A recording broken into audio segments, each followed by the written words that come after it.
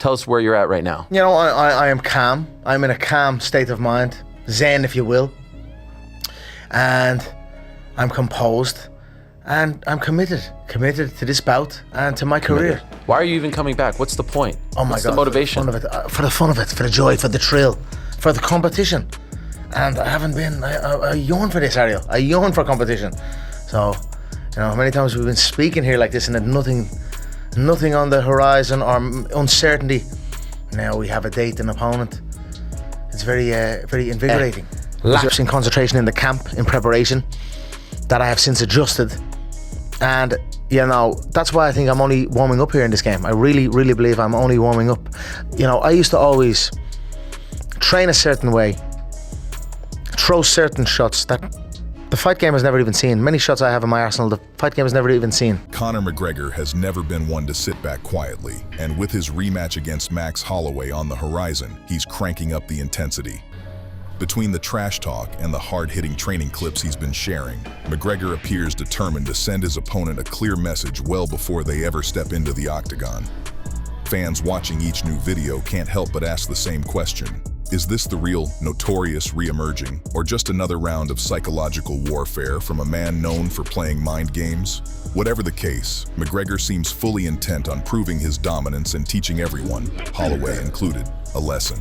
McGregor has also shed some light on how this fight came together, making clear that he wasn't the one steering the matchmaking. Picked that. Oh, they picked that. All right. I had the date. They picked it. It just became Max. They didn't like the way the shape of the other bout went. There was a lot of The BMF. yeah. Well, you know. According to him, Holloway simply ended up being the opponent because no one else was available. He said he'll fight whoever the UFC puts in front of him and won't turn down any name they suggest. That said, some potential matchups fell through during negotiations, and others would have required him to drop back down to lightweight, something that didn't line up this time around. As for Holloway's growing confidence heading into this long-anticipated rematch, McGregor doesn't see it as a concern. He acknowledges that Holloway has evolved into a sharper, more seasoned fighter since their first encounter. Still, in McGregor's eyes, that evolution doesn't change the outcome he expects. Reflecting on their previous fight, he maintains that plenty of moments back then reinforced his belief that he had the edge over Holloway. And while he gives Holloway credit for the strides he's made over the years, McGregor remains unwavering in his belief that no one in the Octagon can match him. While most eyes were fixed on McGregor's comeback fight against Max Holloway, a different conversation about the Irish star was quietly picking up steam.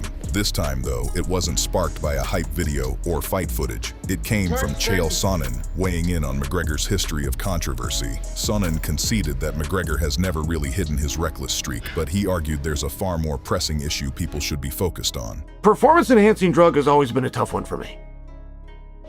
I got asked about that in front of a commission. Sheila, have you ever taken a performance-enhancing drug? And under oath, I told the commission, I have never taken anything in my life that I didn't have a reasonable expectation would enhance my performance. Drawing on examples from MMA's past, Sonnen laid out his reasoning for why doping scandals do more lasting damage than controversies tied to a fighter's personal conduct. He went on to explain why cheating accusations carry a different weight than almost any other kind of controversy in combat sports. I offered you that with Conor because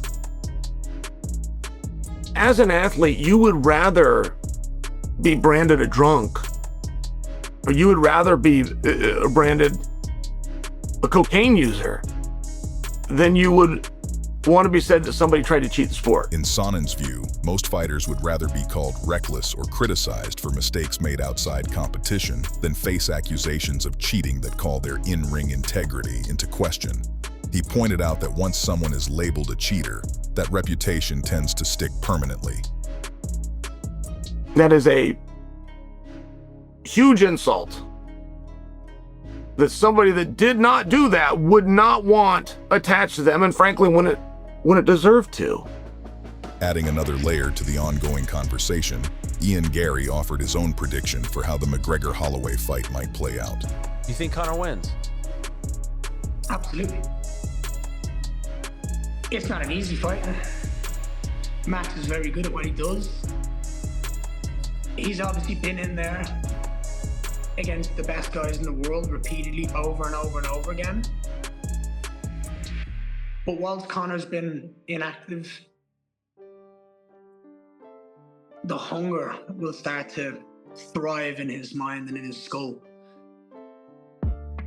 And at 170 pounds, I think this fight's very, very interesting. I think it's very interesting. Conor's going to have the knockout power. Gary acknowledged that Holloway is unquestionably a top-tier fighter who shared the Octagon with some of the sport's best, meaning this won't be a simple outing for McGregor. Even so, Gary believes the extended time McGregor has spent away from competition could actually work in his favor, potentially reigniting the hunger and drive he needs heading into the fight. Even as most of the spotlight stayed fixed on McGregor's comeback bout against Max Holloway, a separate conversation about the Irish star began building momentum elsewhere. This one wasn't triggered by a hype clip or footage from the Octagon. It started with Chael Sonnen sharing his thoughts on McGregor's controversial past. Sonnen didn't dispute that McGregor has long embraced a reckless image, but he argued there's a much bigger concern worth focusing on. You're not going to be able to do a main event unless you have a title, not of a big show. You got to have a belt, and the belt is so important that there are promoters that will make one up just to have one. Among those weighing in on McGregor's return, former UFC champion Georges St-Pierre offered a distinct take on what lies ahead. In his view, one of the toughest challenges in any combat sport is climbing back to the top after already tasting success and wealth once before. St-Pierre pointed out that once an athlete has experienced that level of fame and fortune, it becomes increasingly difficult to willingly put themselves through the grind of physical hardship and sacrifice all over again. Put himself into that position, not be the boss. Let your coach be the boss, because when you fight, it's a very unpleasant environment. Like, you don't control nothing, you know, there's a lot of stuff that happens. You try to control as much as the things that you can control, but there's a lot of stuff that you do not control. He emphasized that reaching true greatness demands constant suffering through training, something that gets harder to embrace the more comfortable an athlete becomes.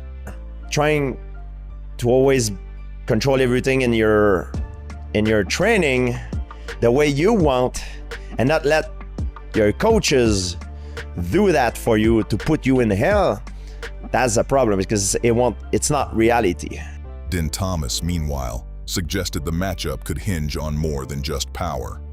While he still sees McGregor as a legitimate knockout threat, he raised doubts about whether the Irishman still possesses the same sharpness, speed, and balance that once made him so tough to solve. On the flip side, Thomas noted that Holloway's constant movement, angle shifting, and high-output striking could pose real problems if he settles into his rhythm. He believes that if Holloway manages distance well and keeps up relentless pressure, the fight's momentum could steadily tilt in his direction as it progresses. Thomas went further, arguing that Holloway's best path to victory involves disciplined footwork paired with non-stop pressure, staying just out of McGregor's range while countering with a steady stream of his own offense. He suggested those early exchanges could stir up uncomfortable memories of McGregor's recent losses, potentially rattling his composure as the fight goes on. Rather than banking on one big finishing blow, Thomas believes Holloway's smarter strategy is wearing McGregor down gradually through consistent output and sharp, well-timed combinations. Commentator Jed Meshew brought another angle to the conversation, questioning how much of McGregor's recent comments reflect genuine confidence versus calculated mind games directed at Holloway. Max and trying to get into his head, doing the whole thing about how he's his son, etc., etc., etc. Do you truly believe he thinks he's the same fighter that he beat? I think he thinks it. I think he's wrong. But like, do you actually think he believes that though? Come on, like, yeah, he's not Conor an idiot. McGregor's a deeply delusional person. And you know, like, we don't have to go down this particular side of this road too far, but like, of the things that I think he doesn't believe that he's saying in that interview, I'm much more inclined to believe that he is pretending when he's talking about, I no longer care about the material things in life, and this doesn't matter to me. I am a man of faith, and I'm not going to talk numbers because that doesn't mean anything to me. If we're picking like an order of things that I think are bullshit, I think that one's much more transparent bullshit than Conor McGregor, notorious weirdo. While recognizing McGregor's habit of positioning himself above his opponents, Meshew suggested some of his statements, particularly around wealth or personal values, may be more for show than sincere belief. He noted that McGregor tends to frame himself in ways that reinforce a narrative of dominance, often portraying rivals as lesser competitors. That said, Meshew acknowledged it's entirely possible McGregor genuinely believes what he's saying, regardless of whether others see it the same way. He added that while McGregor may appear somewhat sharper physically than during stretches of his layoff, that alone isn't enough to validate the broader story being told about his mindset. Meshew pointed out there's little in McGregor's history to suggest his self-assessments should be taken at face value. Still, he conceded that some adjustments to his training approach could be genuinely positive, even as he remained skeptical that this version of McGregor is a clear upgrade or any more reliable than the one who showed up before his last comeback attempt. Who comes out on top once that cage door shuts? McGregor's explosive comeback or Holloway's non-stop pressure? Sound off in the comments with your pick for this one. And if you're into these breakdowns, be sure to like, subscribe, and stick around for more fight talk coming your way.